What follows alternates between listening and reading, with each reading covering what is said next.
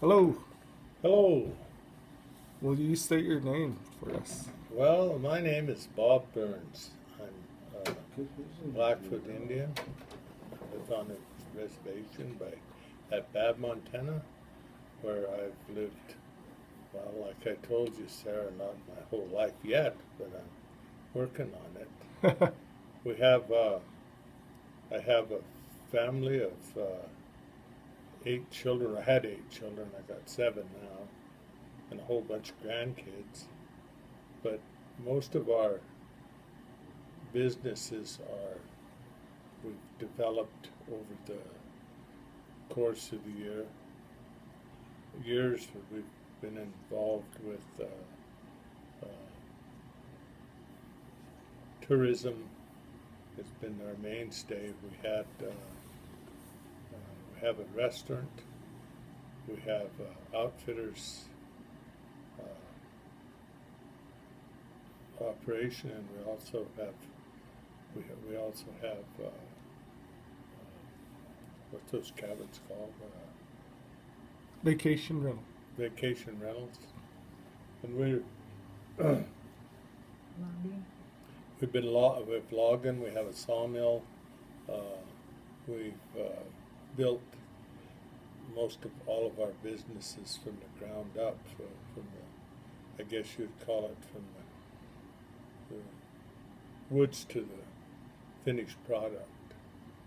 And we've been over the years. I've trapped, had construction companies, and it's pretty did a lot of things to try to make a living on a reservation where the employment is not real good.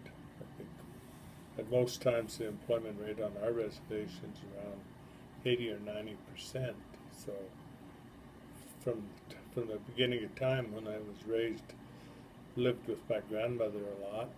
She taught me about being diversified and being able to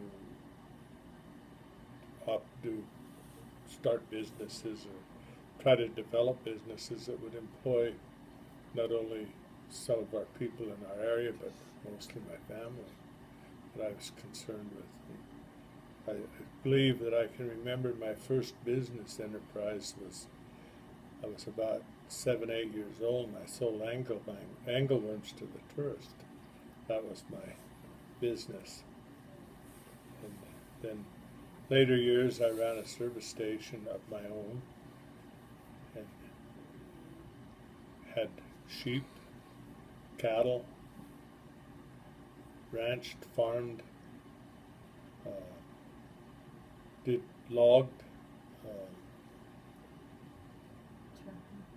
I trapped beaver for a lot of years until I got arthritis in my hands from the cold water, and I've hunted and fished and lived off the land, just living off of the land for forever. I guess I don't believe that I got to even taste beef until I was probably 16, 17 years old. I didn't know what it was. Because all I ate is elk and deer and moose. This is kind of basically what we've done, and we're still doing it today. We still have cattle, and we're working right now with the outfitters. We're trying to take tourists out for vacations out in the wilderness for the summer. So that's what we're working on right now. So tell us about your uh, grandma who got you all started with this. Oh, she was, What was her name? And her name was Mamie Hinkle Burns, and she uh, was a guide and a pack. She had a pack string, and would take pack string over Logan Pass before they had a road. She had 21 horse pack string, and she'd go from St. Mary's to Belton or West Glacier, and one day, and then come back the next day, packing stuff back in Fort Supplies. And she also had a outfitters, her and her husband. She met her husband here and married him, and they had an outfitters operation that they had at Glacier Park, and we were just looking through our stuff the other day, and we found their original concession license from Glacier Park, and it was dated 1915. So I guess it's been 100 years we've been in that business of tourism. So what was your relationship like with May? Well, I lived with her. I was her only grandson, so I was kind of mollycoddled. Like this old lady, she would cook breakfast. She was blind. She'd cook breakfast for me, and so I'd get eggs and ham, bacon, and sausage, and she'd butter my toast on both sides and around the edge. So I guess you might say I was just a little bit spoiled. And how old was she when, or how old was you when she passed away? Oh, she passed away in 72. So I was probably 30 years older. So, Okay. and she was, and of course my dad, he did a lot of trapping, and my mother also did too. So they was quite outdoors people.